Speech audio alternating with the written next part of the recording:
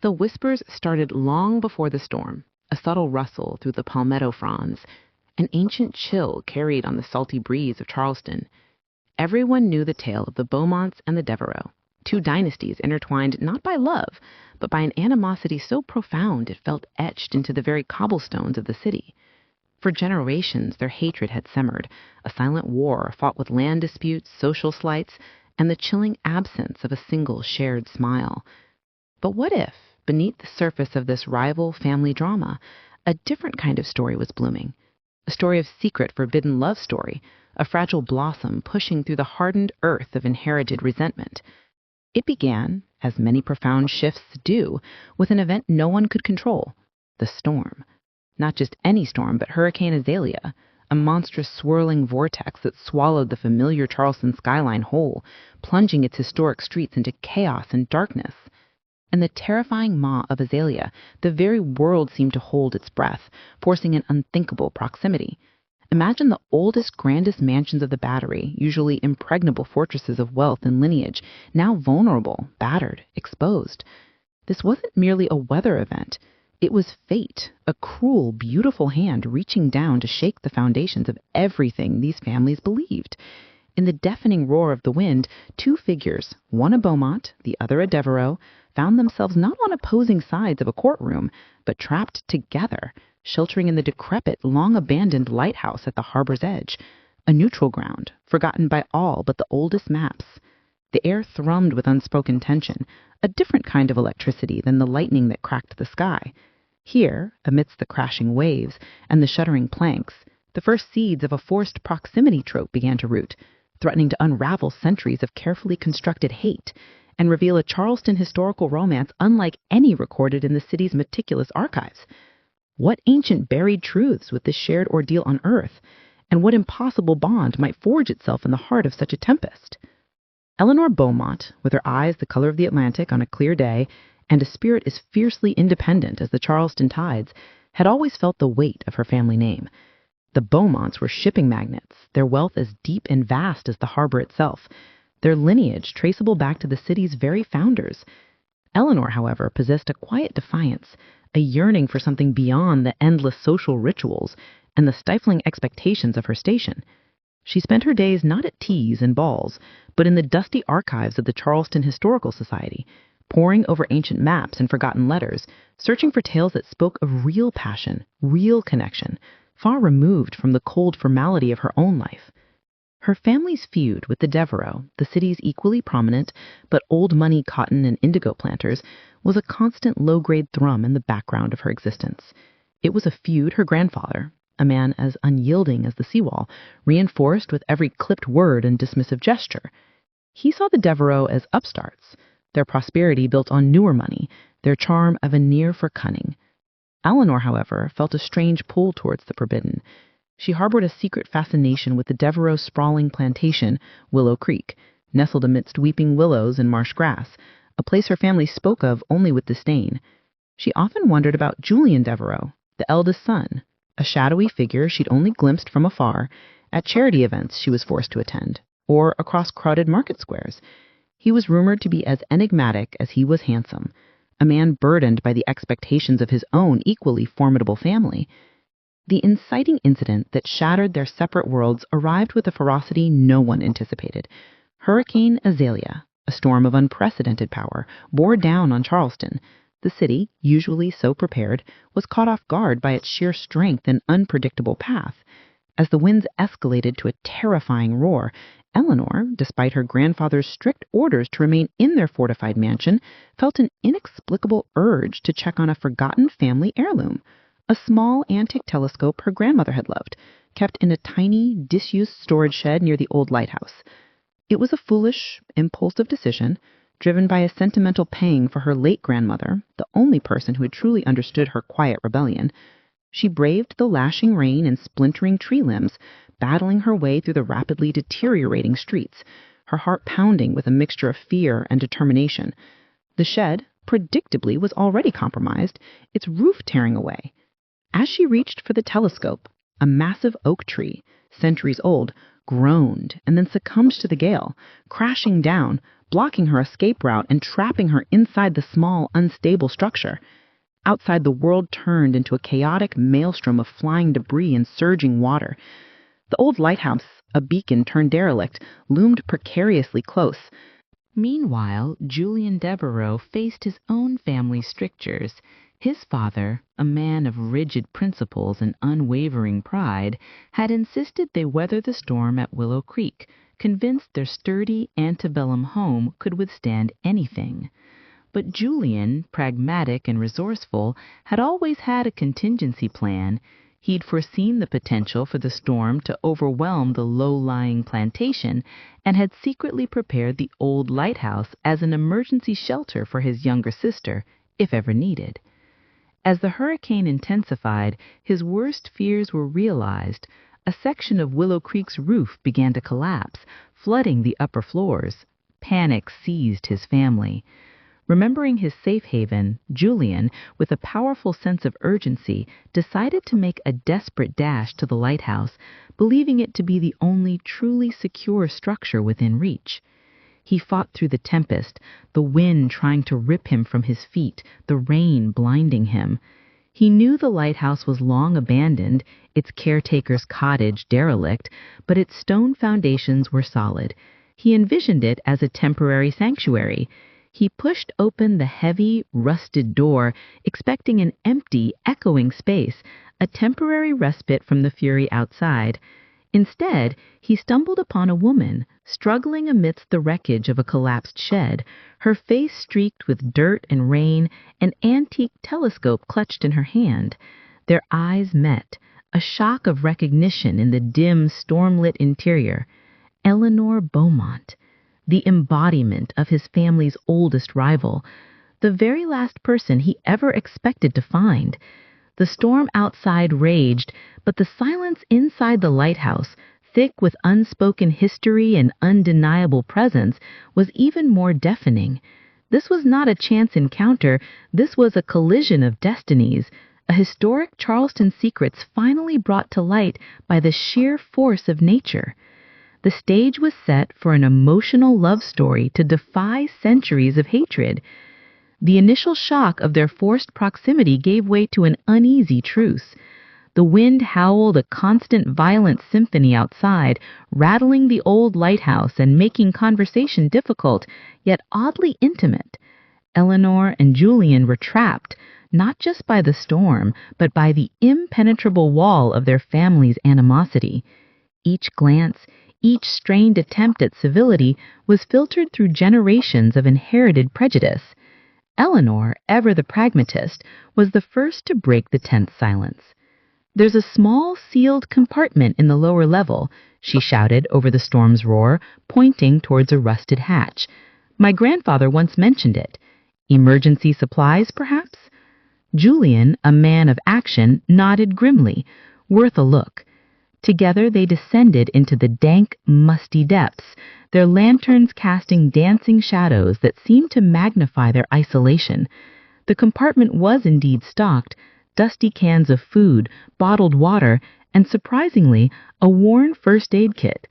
As they worked, their hands occasionally brushed, each touch a jolt, an uncomfortable awareness of the other's presence.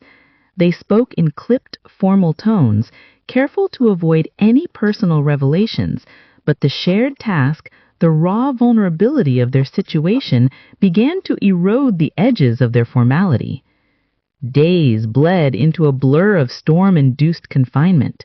The hurricane continued its relentless assault, the lighthouse becoming their entire world. The supplies, while adequate for survival, were meager. Hunger became a dull ache, cold a constant companion. They rationed their food, each offering the other the larger portion, a silent, grudging gesture of shared humanity. Conversations, initially focused on the logistics of survival, slowly, tentatively broadened. They spoke of the storm's duration, of the city's fate, of vague hopes for rescue. But inevitably their words would stray, skirting the edges of their personal lives. Eleanor, usually so guarded, found herself revealing her passion for history, her dreams of preserving Charleston's forgotten stories. Julian, in turn, spoke of his struggles to modernize his family's ailing plantations, his desire to move beyond the old ways, a desire that often put him at odds with his traditionalist father.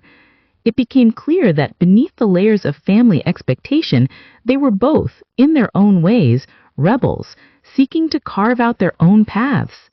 One evening, as the storm momentarily lessened its fury, allowing a sliver of moonlight to pierce through the heavy clouds, Eleanor found an old, faded journal tucked away in a crevice of the lighthouse wall. It was a diary belonging to a former lighthouse keeper from the early 1800s. As she read excerpts aloud, Julian listening intently, they discovered a hidden narrative, a tale of an illicit love affair between a Deverauxs and a Beaumont during the post-Civil War era, a romance as fervent as it was doomed. The journal spoke of stolen moments, secret letters, and a desperate plea for understanding amidst the backdrop of a recovering, yet still deeply divided Charleston. This discovery became a powerful, unexpected bond between them. "So, our families have always been this complicated," Eleanor mused, a hint of sadness in her voice. Julian nodded. "Perhaps the feud isn't as simple as we were taught. Perhaps it's just a tragic echo of something lost." The journal revealed that the secret lovers had planned to elope, but were ultimately discovered, leading to an intensification of the family feud, solidifying the division that still existed. As the storm's final throes shook the lighthouse, a structural beam cracked with an ominous groan, sending dust and debris raining down. A section of the ceiling began to splinter, threatening to collapse. Panic flared. They had to act. Working together, they braced the beam with salvaged planks and ropes, their movements swift and coordinated. Their proximity in that moment was no longer forced. It was essential, a natural extension of a shared will to survive. Sweat mingled with the grime on their faces, their hands calloused, their bodies aching, but in their eyes a new kind of understanding dawned. They were no longer just a Beaumont and a Deverauxs. They were two people, fighting for their lives, relying solely on each other. The physical labor, the shared danger stripped away the artifice of their family names, leaving only their raw human selves. One particularly terrifying night, a rogue wave crashed against the lighthouse, shaking it to its very core. A window shattered, sending shards of glass flying. Eleanor was thrown against a wall, striking her head. Julian, without hesitation, rushed to her side, his concern overriding any lingering pretense of distance. He carefully tended to her wound, his touch gentle, his gaze filled with a warmth that surprised them both. As he cleaned the cut and bandaged her forehead, their eyes locked, and in that moment, the centuries of hidden family feuds seemed to melt away, leaving only an undeniable, profound connection. A flash of lightning illuminated their faces, revealing a nascent emotion, fragile yet potent, that had been forged in the heart of the storm. The realization hit them both with the force of another crashing wave. They were falling in love. This was a Deep South romance born not of grand balls or moonlit strolls, but of survival, vulnerability, and a shared yearning for something real amidst the pretense. The irony was brutal. The very storm that threatened to destroy their city had brought them closer than any peace treaty ever could. Their forbidden attraction was no longer a theoretical concept from a historical diary. It was a living, breathing reality, a dangerous secret blossoming in their storm-battered refuge. The true conflict, they realized, wasn't the hurricane, but what awaited them when the storm finally passed. A world that would never accept their impossible love, a love that promised to shatter their families, and perhaps themselves into 1,000 pieces.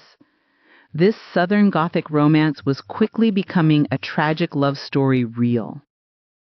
The storm eventually began to subside, a gradual easing of its monstrous grip, but the internal storm within Eleanor and Julian raged on. The knowledge of their burgeoning affection, forged in the crucible of isolation, was now a tangible, terrifying force. They both knew the inevitable moment of reckoning was approaching, the moment rescue would arrive, and they would be thrust back into their separate, warring worlds. The lighthouse, once a prison, now felt like a fragile sanctuary they desperately clung to. One morning, the first faint rays of sunlight pierced through the remaining clouds, illuminating the devastation outside. Charleston lay broken, its elegant streets choked with debris, its historic homes scarred. And then a sound, faint at first, then growing louder, the distant thrum of a helicopter. Rescue. A wave of conflicting emotions washed over them, relief, fear, and a profound, agonizing sadness. They stood together at the shattered window, their shoulders almost touching, watching the helicopter approach. Their eyes met, a silent conversation passing between them. What now? Could they simply revert to being Beaumont and Deverauxs, rivals, strangers? The thought was unbearable, a betrayal of everything they had experienced, everything they had become to each other. As the rescue team landed, shouting their names, their families quickly emerged from the throng, faces etched with worry and relief. Eleanor's grandfather, stern and unyielding, embraced her tightly, his gaze sweeping over Julian with undisguised suspicion. Julian's father, equally formidable, pulled his son into a relieved hug, his eyes narrowed as he took in Eleanor's presence. The air thickened with unspoken accusations, with the weight of generations of animosity. In the chaotic aftermath, amidst the tearful reunions and logistical instructions, Julian found a moment to draw Eleanor aside, away from the prying eyes. "We can't just let this go," he pleaded, his voice low and urgent, his hand briefly, secretly, closing over hers. Eleanor's heart ached. She knew he was right. Their love, born in the storm, could not simply be abandoned like the wreckage of a forgotten ship. But the chasm between their families felt wider, more formidable than any hurricane could create. The immediate post-storm days were a blur of recovery efforts. Eleanor was expected to oversee the repairs of the Beaumont estate, while Julian was consumed by the monumental task of rebuilding Willow Creek. They were separated by more than just distance. They were separated by expectation, by duty, by the suffocating scrutiny of their families. Yet, their longing for each other grew with each passing hour. They found themselves drawn to the same places, almost instinctively, seeking any opportunity for a clandestine meeting. The old Battery Park, usually bustling, was now quiet, offering brief, stolen moments. Their conversations were fraught with desperation. "How can we make this work?" Eleanor whispered, her voice laced with despair. Julian, usually so resolute, looked equally tormented. "I don't know, but I refuse to lose you." The true turning point arrived during a citywide meeting convened by the mayor to coordinate recovery efforts. Both families were present, sitting on opposite sides of the grand hall, their gazes fixed and cold. The mayor spoke of unity, of rebuilding Charleston together, a sentiment that felt bitterly ironic to Eleanor and Julian. As the meeting progressed, a new, unforeseen crisis emerged. A historic land deed, crucial to the city's reconstruction plans, was discovered to be missing from the city archives. This deed outlined the precise boundaries of several properties bordering the marshlands, including significant portions of both the Beaumont and Deverauxs estates, which were now critical for new flood defenses. Without it, legal disputes threatened to derail the entire recovery. The tension in the room was palpable, and inevitably, the blame game began. Julian's father subtly accused the Beaumonts of misplacing or even destroying it, given their historical land grievances. Eleanor's grandfather retorted with veiled threats, implying Deverauxs' incompetence. Julian, his patience snapped, stood up, his voice cutting through the rising clamor. This is madness. While we squabble, our city drowns. The deed exists. I know where it might be." All eyes turned to him, then to Eleanor, whose gasp was almost inaudible. She knew exactly what he meant. The old lighthouse. It was the only place they had been together, the only place where something overlooked could have been found. It was a risk, a dangerous gamble, but Julian was resolute. He explained his theory, that the old lighthouse keeper, the one who kept the forbidden love diary, might have stored it there, believing it a safe, neutral space away from family politics. His family, seeing the desperation in his eyes, reluctantly agreed, but they insisted on their own representatives accompanying him. The Beaumonts, equally suspicious, demanded the same. And so Eleanor and Julian found themselves leading separate search parties back to the now partially damaged, yet still standing lighthouse. The air was thick with tension, suspicion, and a fragile hope. The lighthouse itself seemed to hold its breath. As they searched, methodically, painstakingly, through the debris and the remaining shelves, Eleanor knew this was their moment. This was the ultimate forced proximity, not just for them, but for their families, all confined in the same space, searching for a shared solution. Julian, with a flash of memory, recalled a loose brick in the old fireplace. He called Eleanor over, his eyes signaling a profound urgency. Together they removed the brick, and there, nestled in the dark recess, was a metal box.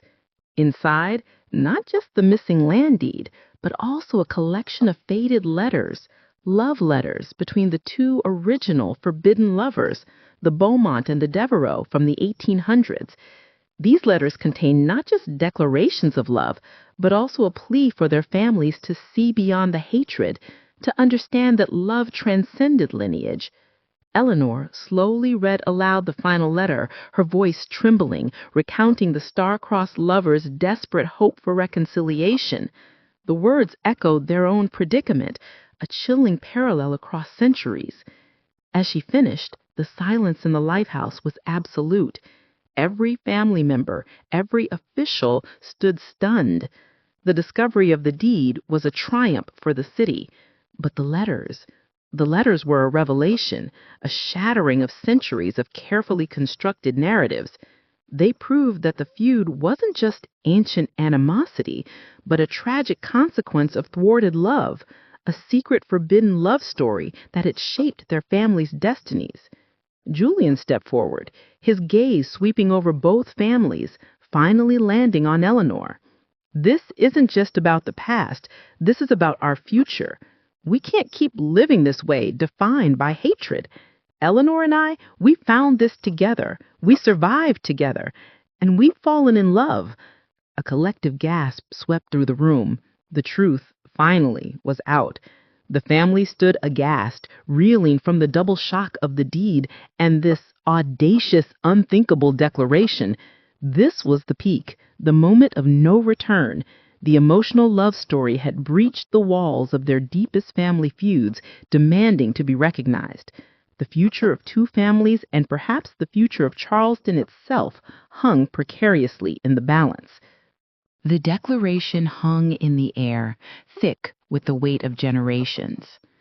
Eleanor's grandfather, initially struck speechless, erupted in a furious tirade, his face purpling with rage. Julian's father, equally incensed, began to accuse Eleanor of manipulating his son. The lighthouse, which had been their sanctuary, now felt like a battleground, echoing with the raw, visceral shock of two families confronted with their deepest fear: betrayal from within. Yet, amidst the chaos, a different, quieter reaction began to emerge. Julian's younger sister, Clara, who had always secretly admired Eleanor's intellect, stepped forward, her voice surprisingly firm. "Father, they saved the city. And if these letters prove anything, it's that hate has been our family's curse for far too long." Her words, coming from within the Deverauxs family, created a fissure in their united front. Eleanor, her heart pounding but her resolve unyielding, then took center stage. She held up the love letters, her voice clear and strong.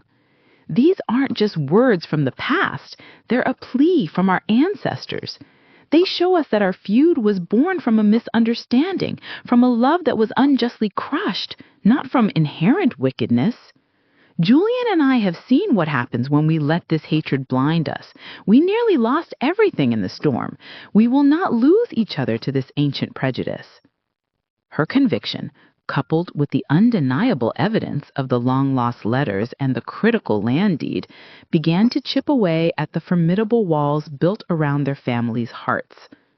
The truth of the Charleston historical romance from the 1800s, revealed not as a mere story, but as a profound historical precedent, gave their own love a legitimacy that mere defiance could not. The historical context offered by the letters transformed their declaration from a rebellious act into a redemptive one. In the days and weeks that followed, the immediate aftermath was fraught with tension, but not outright war. The revelation of the love letters and the critical land deed forced both families into an uneasy detente.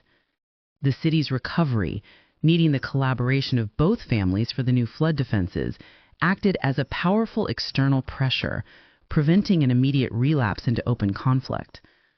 Eleanor and Julian, though still facing immense resistance from their elders, refused to back down. They continued to meet discreetly, their love growing stronger with each shared hardship and whispered vow. They became symbols to the younger generations of Charleston, of a new way forward, of breaking free from the shackles of the past. The forced proximity trope had not just created a romance, but ignited a movement. Their transformation was undeniable. Eleanor, once quietly rebellious, had found her voice, becoming an advocate for unity and historical truth. Julian, once burdened by his family's traditions, embraced innovation and collaboration, leading the efforts to rebuild the city with an inclusive vision. He used the newly recovered deed to champion a community-focused development plan that benefited all, not just his family. The resolution of their love story became intertwined with the resolution of Charleston's recovery. They tirelessly worked together, using their newfound influence and respect to bridge the divide, not just between their families, but across the entire storm-ravaged city. It wasn't a swift fairy tale ending. There were many arguments, many relapses into old habits from their families. But the tide had turned. The younger members of both families, inspired by Eleanor and Julian's courage, began to forge their own friendships, slowly mending the fractured social fabric. Years later, Charleston had not only recovered but thrived, becoming a beacon of resilience and unity. The old lighthouse, meticulously restored, stood as a monument not just to the storm, but to the powerful secret it revealed. It became a historical landmark, housing an exhibition dedicated to the city's recovery, and more importantly, to the secret forbidden love story of the Beaumonts and the Deverauxs, both past and present. Eleanor and Julian, now married, stood on the newly restored observation deck of the lighthouse, overlooking a vibrant, thriving Charleston. Their hands intertwined, weathered by time and shared experience, their eyes reflecting the deep, abiding love that had defied all odds. They had not erased their family's history, but redefined it. They had proven that love, even a tragic love story real or a Southern Gothic romance born of rivalry, could be a force for healing and transformation. The rival family drama had ended not in destruction, but in a profound, enduring peace. Their children, playing near the base of the lighthouse, were a living testament to a future unburdened by ancient hatred, a future built on the foundation of an impossible yet undeniable love. The emotional love story had found its triumphant, lasting resolution, echoing through the revitalized streets of historic Charleston, a testament to the power of human connection over inherited division. This Deep South romance became the city's proudest legend.